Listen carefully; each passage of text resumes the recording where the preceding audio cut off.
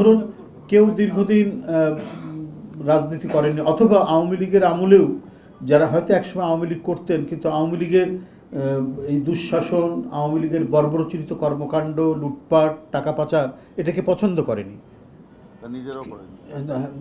মানে যারা করেনি এই ধরনের মানুষ তারা আগেই আওয়ামী লীগ থেকে সরে গেছেন, তারা আসতে পারবে না কেন? এছাড়াও আমরা চাচ্ছি যে সমাজে যারা ফ্রেশ মানুষ, একজন ভদ্রলোক হয়তো রিটায়ার্ড করেছেন, তিনি অন্তরে লালন করেন, একজন শিক্ষক হতে পারেন, একজন গভর্নমেন্ট অফিসার হতে পারেন, একজন ব্যাংকার হতে পারেন, একজন এনজিও কর্মকর্তা হতে পারেন, সেটা একজন কৃষক হতে পারেন, একজন শ্রমিক হতে পারেন।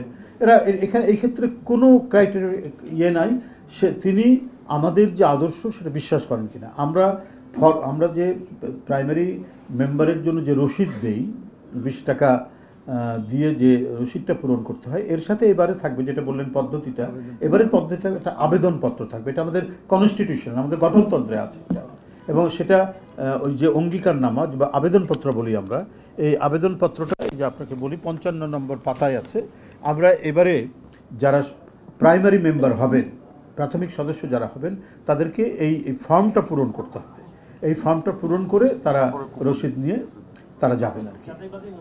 তারপর সেরকম হলে আমরা যাচাই বাছাই করবো। এটা আরও উদ্ধত নেতৃত্ব, আমাদের দলের সম্মানিত ভারপ্রাপ্ত চেয়ারম্যান, পার্টির মহাসচিব, ওনারা এর বিষয়ে আরও পরবর্তী কোনো নির্দেশ যোগ করতে হলে তারা দেবেন, সেটাকেও আমরা এর মধ্যে নিব।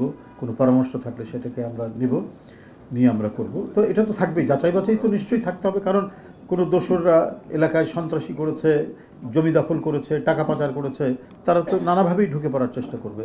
সেটাকে যাতে খুব শক্তভাবে তাদেরকে এড়িয়ে গিয়ে একবারে ফ্রেশ মানুষ, সমাজের যাদের সুনাম আছে, এলাকার মধ্যে সবাই যাদেরকে ভদ্রলোক বলে জানে, এরা যাতে আমাদের সদস্য হতে যাতে কোনো ধরনের বাধা না পায়, আমরা সেটাই টার্গেট করব। সেখানে মানে সজ্জন মানুষ যারা, হ্যাঁ, সেটা কৃষক, শ্রমিক, মানে যারা যুব তরুণ সবাই তো আছেই, হ্যাঁ, সবাই এর মধ্যে অন্তর্ভুক্ত থাকবেন আর কি।